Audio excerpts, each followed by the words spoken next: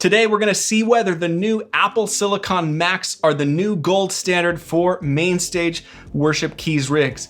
I have a brand new in the box Mac Mini right here. Let's open it up and see what it can do. Hey guys, I'm David from SundaySounds.com, where our focus is making it easy for you to achieve great results for your worship keys rig, whether you're using Ableton Live or MainStage. Today we're going to be talking about the brand new Apple computers that are M1 chip based. The M1 chip looks to be a game changer from all the reports we've seen so far, both in terms of performance and in terms of cost effectiveness.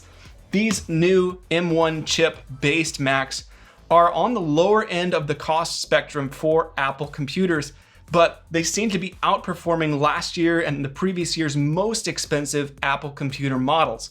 So I picked up a brand new Mac Mini that has 16 gigabytes of RAM, the M1 chip. So today we're going to be using this brand new Mac Mini. We're going to unbox it, set it up for the first time, and see what it can do as the center of a worship keys rig. So the Mac Mini doesn't come with any peripherals at all. Doesn't come with a mouse, doesn't come with a keyboard. Obviously, you need your own monitor. So that's one thing you definitely need to consider if you're debating Mac Mini versus something like MacBook Air. And here we are. Right there, super sleek. If you've owned a Mac Mini before, I mean, this is a Mac Mini. It looks just like a Mac Mini. They've always looked, in my opinion, really great. Super clean, super simple, nice and clean. Okay, peel this off the back here. See the ports on the back. So we've got a couple standard USB, HDMI, couple USB 3, Thunderbolt power, and networking. Designed by Apple in California. And then we've got paper wrapped power cable right there. And I would imagine that that's it. So I'm just going to plug that in here via USB 3. And this is all my MIDI gear, so I'm going to go ahead and plug that in as well. And then let's go ahead and turn things on. Power button here. So as I said, you don't get any peripherals with this guy. It's just the unit itself. So I picked up this really cheap Bluetooth keyboard on Amazon. And then this is a Magic Mouse 2 that I happen to already have. I'll be able to connect. Okay, we are in now, all fired up, logged in, everything set up. So now we just need to go to the App Store and download some apps and then get the audio interface and MIDI gear connected, and we will be ready to start testing this guy out. Now, at the time of shooting this video, Universal Audio's audio interfaces are not yet compatible with Big Sur. So I've got the Scarlett 4i4 under here. I'm gonna plug that in instead once we get things up and running so we can check them out. Okay, so some time has passed here and I have been working on installing MainStage, getting Ableton Live installed, getting Sunday keys installed on both sides. It's taking some time. These are big applications. So in the meantime, I've also been playing around with setting up the iPad here using the Duet display app. I think the end game here that I'm shooting for would be able to purchase a Mac Mini, which starts at $699, $20 keyboard, maybe a $20 wireless mouse, $100 or $200 MIDI controller, super old iPad, capable of running Duet, maybe an audio interface, I suppose. But theoretically, you could put together a rig, especially a MainStage rig with 8 gigs of RAM in the Mac, for under $1,000 with a brand new computer. If I can get Duet working, then we'll have full touchscreen control over the Mac, which also means we'd have full touchscreen control of MainStage in theory. Okay guys, so jumping forward in time a little bit here, because I've been spending some time with the Mac Mini here. I'm about to show you the performance I'm able to get in MainStage, which I will, spoiler alert, say is really, really impressive. Couple of things that we've run into as I've been working on the process of opening this guy up, spending some time with it. My Apollo Twin is not yet supported, so I had already planned to use my Scarlett 4i4, which is a class compliant audio interface that just means plug and play and it will work. And that's true, it does work. And I have my keyboard, KeyStation 88 down here connected.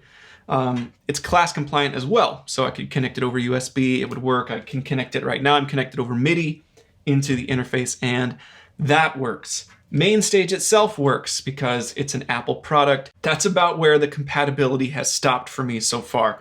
As I was working on using the Duet Display app, I found that I could mirror displays, but I could not use it as a standalone display or as an extension of the display. The fact that I am running into a lot of compatibility issues is just, I think, worth noting here, because if you're debating whether this new Apple hardware is the right choice for you, I just want you to make sure that you're aware of the limitations or how early into this new ecosystem of Apple Silicon all of the software and hardware manufacturers have been thrust into. So all you need to do is go to the manufacturer's websites for the software and hardware that you're planning to purchase or that you already rely on, and see if they have said anything about Apple Silicon, about the M1 chip. Companies like Spectrasonics are all ready to go. MainStage and Logic Pro are ready to go because they are Apple developed softwares. I went ahead and downloaded Ableton Live 10 Suite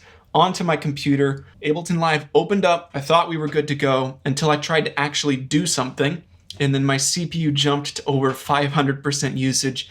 Ableton Live was essentially non-functional. I double-checked back on Ableton Live's website, and they had said that they were not officially supporting Apple Silicon yet. With that being said, it's a giant caveat. That's why I bring it up. This is a really powerful machine.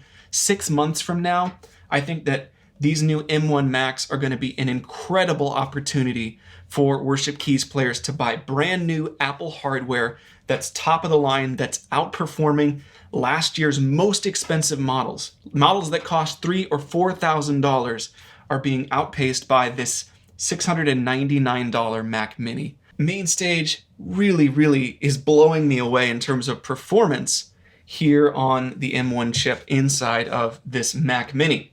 So let's dive into this MainStage world, because MainStage seems to be fully compatible with the M1 chip, at least that I have found so far. So to start off with, I just opened the regular keyboard template that is the default keyboard concert that comes with MainStage. It's got a bunch of default patches loaded in.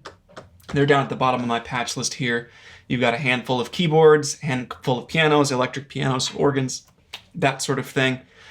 MainStage responds as I would expect MainStage to respond. I didn't notice any initial issues, nor did I notice any initial incredibly improved performance over what I would expect on my MacBook Pro. So what I started to do is just duplicate tons and tons and tons of patches to see what would happen. So I have 100 instances of the Steinway Grand Piano patch loaded into this concert.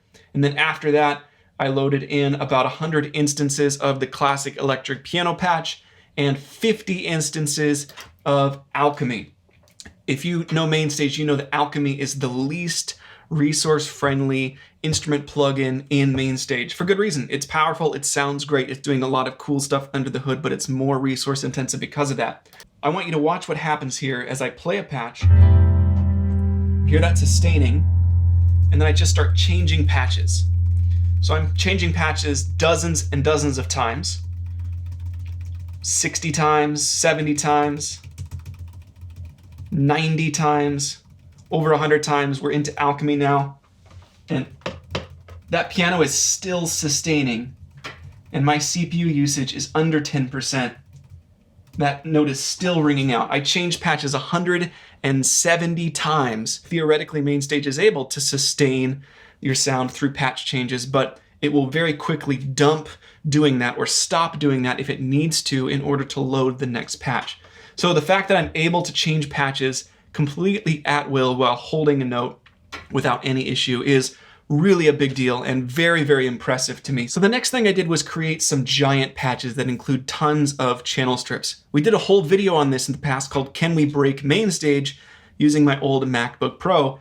And we loaded in dozens and dozens of channel strips. And sure enough, we ran into audio issues and dropouts in the signal the more and more channel strips that we added. But here I found that I was able to push MainStage way harder than I was on my Intel-based system, which again was a very powerful Intel-based Mac with a great processor, quad-core, 16 gigabytes of RAM. I still ran into issues after adding in a few dozen channel strips. Here, you can see this giant stack of 100 channel strips. 100 sample-based channel strips. Now this is all the same piano, just pasted into the patch 100 times. I actually just did a new patch from selected patches with those 100 piano patches that I'd loaded in. It did take forever for MainStage to combine and make that patch, but now that it's loaded in, I can browse the channel strips over here completely seamlessly with absolutely no delay in the visual. I can change from that patch to any other, and it's a seamless and instantaneous patch change, which is absolutely mind-blowing to me. Now, I have to turn the output volume way down because 100 instances of this instrument is very, very loud. So we now have 100 instances of this instrument, all playing back at once.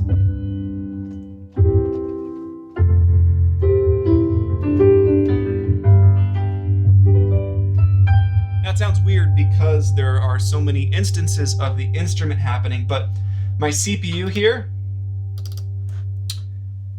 is exceeding 100% as we would expect, but we actually have up to 800% potential because of the way that the M1 chip is laid out. So each 100% represents a core. Basically, we could go up to 800% theoretically without actually running into any issues. And here I'm holding out this note, I'm hovering at about 300%. If I play a little bit more busy,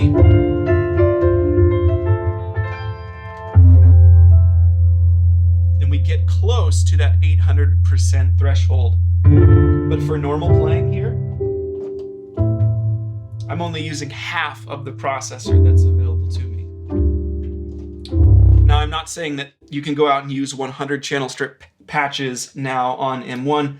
Obviously, I'm teetering on the brink of pushing MainStage too hard, but the fact that this is possible without, I can't even hear the fan, the CPU is hovering when I'm not playing anything at about 20%, is really incredible to me. So I wanted to take it a step further. This final stress test patch has the same 100 instances of the piano, the stock piano in MainStage, along with an additional 50 instances, 50 instances of Alchemy, which is bananas. And this is really where MainStage did fall apart. So one note pressed, my CPU clips, but the audio does not. And then as I sustain, the audio is fine, and my CPU usage is hovering at about 50%. But if I play,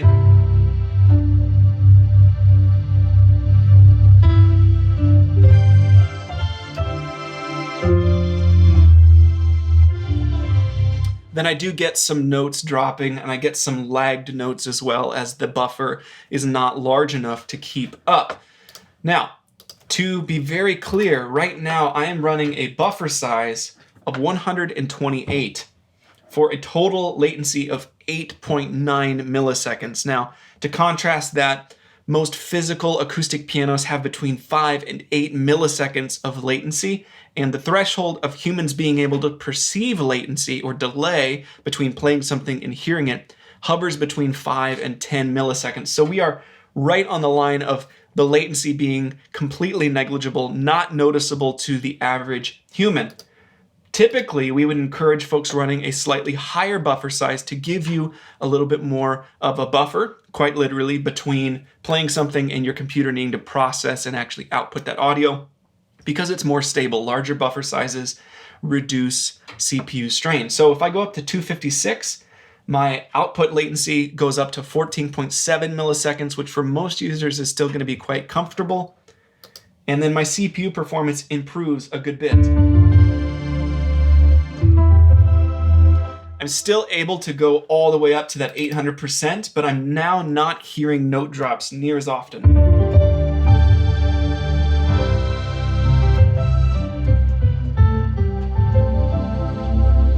I'm able to sustain things out for as long as I'd like. So this performance is truly incredible to me, and I haven't even started to play around with running third-party plugins like Omnisphere, stuff from Native Instruments, Keyscape, but I'm confident with this performance with stock instruments that you're going to be able to do more than has ever been possible before, just from a strict demand perspective on Apple Silicon-based hardware. So I'm truly blown away by this level of performance. Okay, so next I'm going to load up Sunday Keys 2021 for MainStage. Sunday Keys 2021 loads faster on M1 hardware than I've ever gotten it to load on any other computer. As the samples buffer in, it happens really quickly, loads in under 20 seconds, and then we are good to go. So the only weird things here are just the little graphical bugs that are present in MainStage 3.5 and 3.5.1 for all users regardless of their hardware. So the colors of faders are a little odd, but I'm confident that that issue will be resolved in an upcoming update to MainStage. The performance itself is absolutely flawless. No issues, exactly what I would expect. Patch changes are faster here than on my older computer, which is really great. Both in terms of the audio is seamless. I'm able to sustain, change a bunch of patches. That sustain hangs on, but especially in terms of the visual speed. Oftentimes when you have a more complex patch that you need to load or switch to, MainStage will prioritize the audio and then handle the graphical side of things, the visual side of things, secondarily to the audio. But here these patch changes just happen in a split second. Loading patches in from Patch Builder is very, very fast, and combining patches using Patch Builder and the new patch from selected patches workflow happens as quickly as that. Happened while I was talking about it. So should you buy one of these new Apple Silicon-based Macs? I think probably, yeah. If you're in the market for a new Mac computer, if you know that all the hardware you plan to use is supported, or if you can afford to be patient and wait until all the hardware and software you plan to use is supported, then yeah, I don't think I would buy a used Mac in 2021. I would buy a new Apple Silicon M1 chip-based Mac. Before we go any further, I want to talk about the MacBook Air specifically. In the past, we've always told people don't buy a MacBook Air, you need a MacBook Pro to get good, reliable performance for your Worship Keys rig. But at this point, I'm pretty confident that you'd be able to run a great, solid Worship Keys rig on the new M1 MacBook Air as long as you spring for 16 gigs of RAM. We're going to be picking up a MacBook Air soon and doing a video specifically talking about the MacBook Air, putting it through the paces to see what it's capable of. But the big picture I'm talking about here is just that it's never been more affordable or more realistic to buy a brand new Mac computer that's up for the task of running your Worship Keys rig. Now, if you want to use Ableton Live, if you need to use lots of other third-party software, now is not the time for you, because at the time of shooting this video, that software is just not ready to go. It will not run on M1 hardware at all. But if you are a MainStage user and all of the other hardware and software you need to use is ready to go, if you need to buy a computer today, strongly consider one of these brand new Macs. If you're a Worship Keys player or worship leader, be sure to subscribe to the channel and hit the notification bell so you don't miss our next video. Leave a comment, let us know your thoughts and your questions about Apple Silicon. And if you found the video helpful, please share it with a friend. That's a great way to support us here at Sunday Sounds, just by spreading the word about what we're up to. Thanks for watching the video. Have a great day.